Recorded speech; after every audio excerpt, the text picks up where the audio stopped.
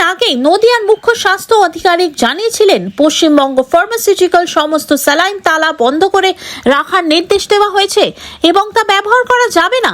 তা সত্ত্বেও আজ পলাশীপাড়া প্রীতিময় গ্রামীণ হাসপাতালে দেখা গেল ওই কোম্পানির স্যালাইন দেওয়া হচ্ছে রোগীকে। বিষয়টি জানার পর রোগীর পরিবারের সঙ্গে চিকিৎসকদের বচসা শুরু হয়। আমরা এ বিষয়ে চিকিৎসককে প্রশ্ন করতেই চিকিৎসক ও নার্স একে অপরকে দোষ দিতে থাকেন।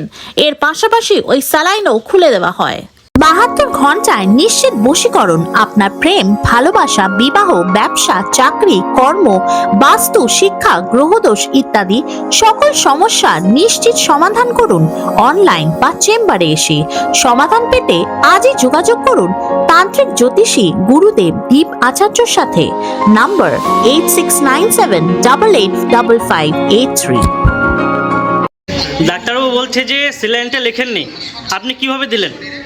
ডাক্তারবাবু বলেছে বলেই তো দেয়া হয়েছে। উনি অস্বীকার করছেন, আপনি অস্বীকার করছেন, কি বলবেন আপনি? আপনি কেন দিলেন? এখনো পেশেন্টের চলছে স্যালাইন, আপনি কেন দিলেন? আপনি কেন দিলেন? আপনি কেন দিলেন? আপনি কেন দিলেন? আপনি কেন দিলেন? ডাক্তারবাবু বলছে যে আপনি দেয়নি, কেন দিলেন পেশেন্টকে? আপনি কি দিতে পারেন পেশেন্টকে নিষিদ্ধ স্যালাইন? স্যালাইনটা খোলা হলো কেন? স্যালাইনটা কেন খোলা হলো? কেন খুললেন? আরে ভাই তোমরা এইভাবে করলে স্যালাইনটা কেন খুললেন? স্যালাইনটা কেন খুললেন আপনি? কোনো বিএমআই থেকে তো অর্ডার আসেনি বলে দিয়েছে। তাহলে আপনি খুললেন কেন? অর্ডার যেখানে আসছে আপনি খুললেন কেন? আপনি স্যালাইনটা খুললেন কেন?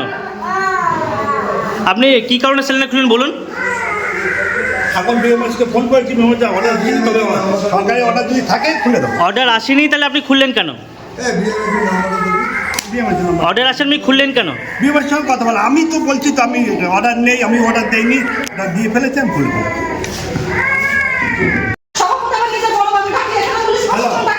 হ্যালো যেটা নিষিদ্ধ সরকারি যেটা নিষিদ্ধ হচ্ছে সেটা কিসের জন্য হবে? কিসের জন্য হবে সেটা? আপনার বিনা অনুমতিতে নার্স কি করে দিতে পারে? আপনার বিনা অনুমতিতে নার্স কি করে দিতে পারে ওটা? সেই স্যালাইনটা পলাশীপাড়া প্রীতিময় গ্রামীণ হাসপাতালে এটা আপনার দোষ বলছেন। আপনার বিনা অনুমতিতে কিসের জন্য নার্স দেবে ওই স্যালাইনটা? ওটা একটা বন্ধ, আরেকটা যেটা গন্ডগোল ছিল সেটা বন্ধ করেছে, আরেকটা ছিল সেটা চলতে হবে। একটা ছোট স্যালাইন দিলেন, তারপরে একটা বড় স্যালাইন দিয়েছে।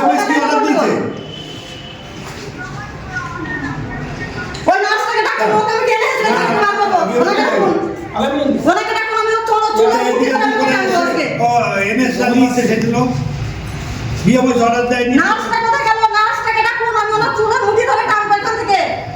আমি এক্ষুনি পুলিশ প্রশাসনের কাছে যাবো। হ্যালো